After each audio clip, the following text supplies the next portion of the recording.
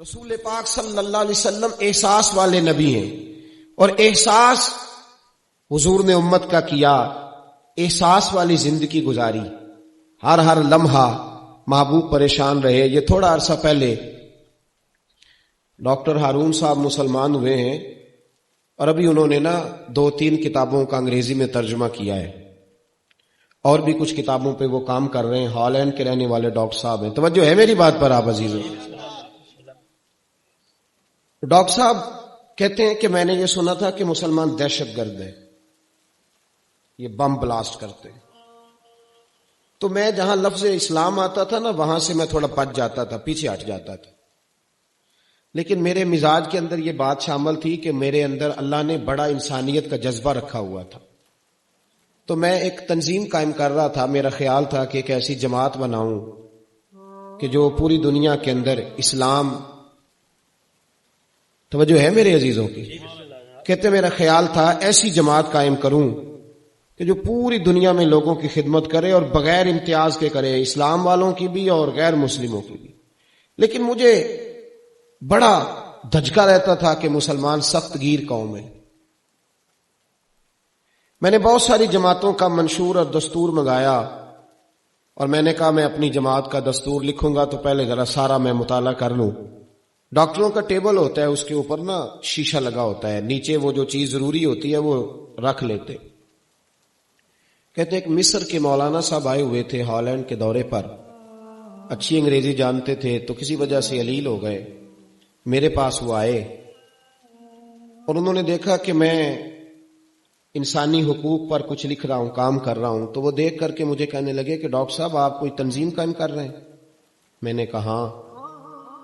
تو کہتے انہوں نے ہلکا سا ٹچ دیا، زور نہیں دیا، اور ویسے بھی جو ہلکی بات ہوتی ہے وہ ذرا دل میں جلدی بیٹھ جاتی ہے۔ کہتے ہیں ہلکا سا ٹچ دیا، کہنے لگے اگر کبھی موقع ملے تو میرے نبی پاک کی بھی سیرت پڑھ کے دیکھیں، بس ہلکی سی بات، اور وہ جملہ چھوڑ گئے۔ اعلیٰ حضرت فاضل بریلوی علیہ رحمہ نے لکھا ہے ضروری نہیں کہ تم جو کہہ رہے ہو وہ منوا کے اٹھو، لیکن میسج ضرور چھوڑ دیا کرو۔ جب انسان کے ذہن میں بات ہوتی ہے یہاں سٹاک ہوتا ہے جب بات کا، تو جب وہ کام کرنے لگتا ہے تو ایک دفعہ وہ بات سامنے ضرور آتی ہے، کہہ دیا کرو۔ انہوں نے کہہ دیا کہ ڈاکٹر صاحب ایک دفعہ حضور کی سیرت بھی پڑھ لیں۔ کہتے ہیں میرے ذہن میں بات بیٹھ گئی، مصروف آدمی تھا، زیادہ تو نہیں میں مطالعہ کر سکتا تھا، لیکن میں ایک دن 10 منٹ گھر میں ملے تھے تو میں کمپیوٹر پہ بیٹھا، اور میں نے کہا کہ انگریزی میں جو کتابیں حضور سید عالم صلی اللہ علیہ وسلم کی سیرت کی ہیں ان کو ذرا دیکھتا ہوں۔ تو فرماتے ہیں کہ میں نے نیٹ پہ سرچ کیا، پہلی حدیث آئی اور میں کلمہ پڑھ کے مسلمان ہو گیا۔ حدیث کہاں ہے؟ سبل الہدی والرشاد میں بھی ہے، کنز المال میں بھی ہے، مسند احمد میں بھی ہے، ابن اسحاق میں بھی ہے، ابن اشام میں بھی ہے، اور شاید سیرت کی تمام کتابوں میں آپ کو روایت مل جائے۔ نبی پاک صلی اللہ تعالی علیہ وسلم کی حدیث اور روایت کرتے ہیں حضرت سلمان فارسی رضی اللہ تعالی عنہ، اور ساتھ ہیں سیدنا بلال حبشی رضی اللہ تعالی عنہ۔ فرماتے ہیں ہم گھر سے نکلے، حضور نے فرمایا ذرا جلدی چلو ایک ضروری کام ہے۔ فرماتے ہیں بڑی تیزی کے ساتھ آج روٹین سے ہٹ کر محبوب نے تیز تیز قدم مبارک اٹھائے، تیز تیز، اور فرماتے ہیں ایک گلی ہم نے کراس کی، دوسری گلی میں جو پہنچے تو پھٹے پرانے کپڑے، سادی سی بی بی، اور حالت بتاتی تھی کہ بیچاری کسی غریب گھر کی ہے۔ وہ سڑک پہ کھڑی تھی اور رو رہی تھی۔ میرے کریم رسول نے فرمایا بلال اسے پوچھو کیا مسئلہ ہے، کیوں روتی ہے؟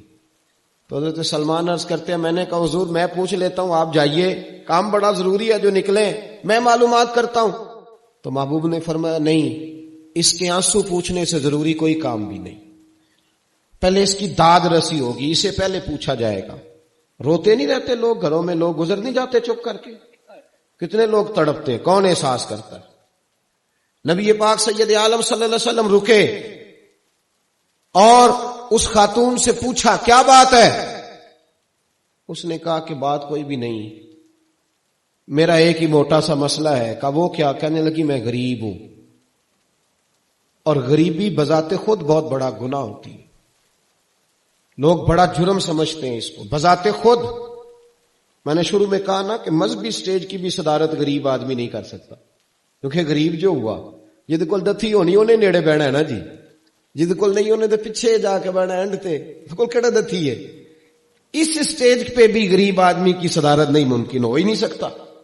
میرے رسول پاک سید عالم صلی اللہ تعالی علیہ وآلہ وسلم نے فرمایا پہلے اسے پوچھو کیا مسئلہ ہے۔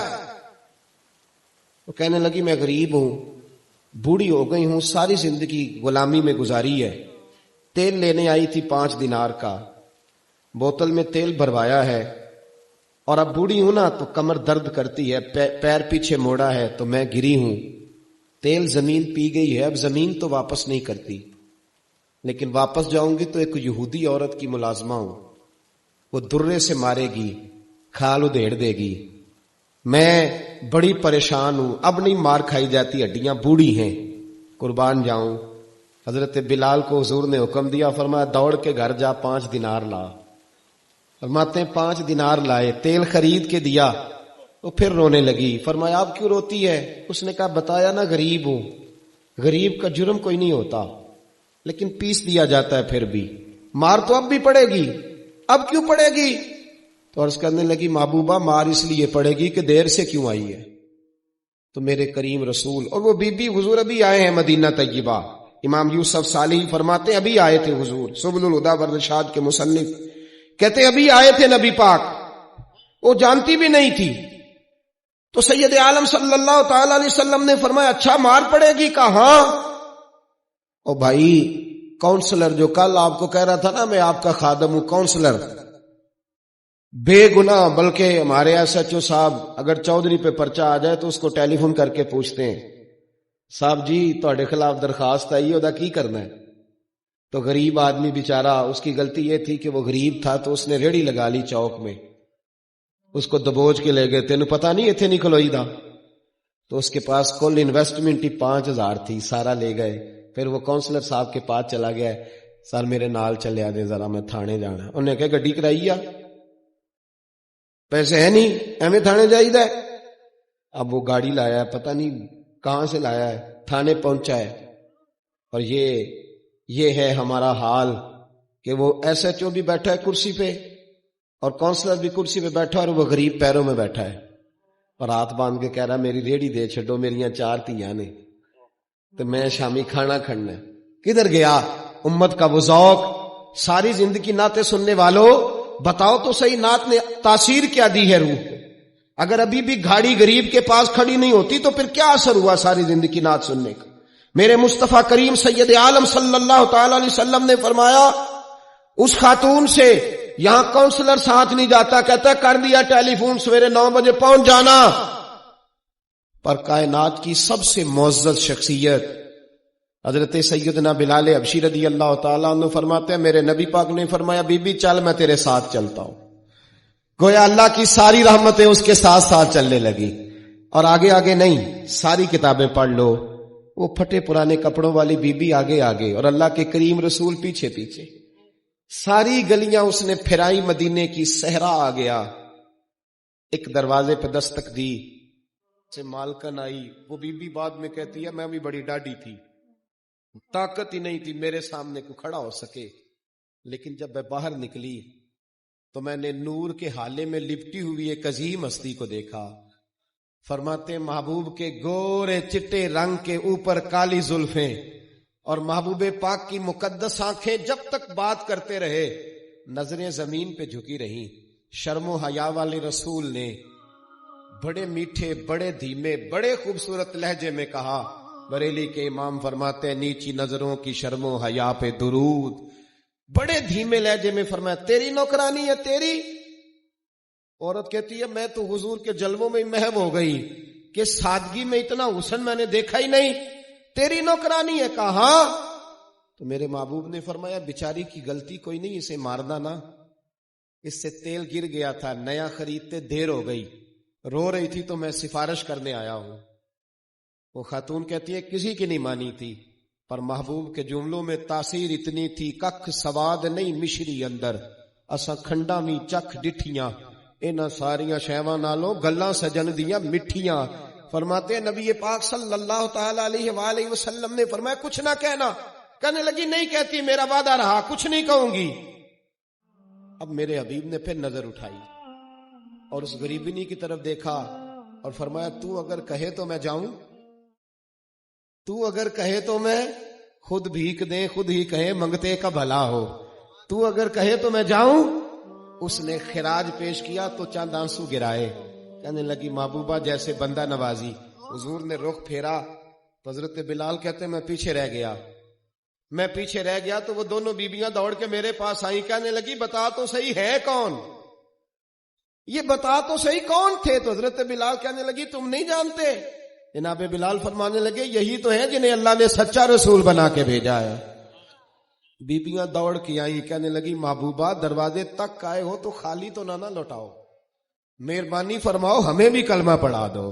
ڈاکٹر ہارون کہتے ہیں وہ بیبیاں وہاں کلمہ پڑھ رہی تھی اور میں حدیث پڑھ کے کلمہ پڑھ رہا تھا. بھائی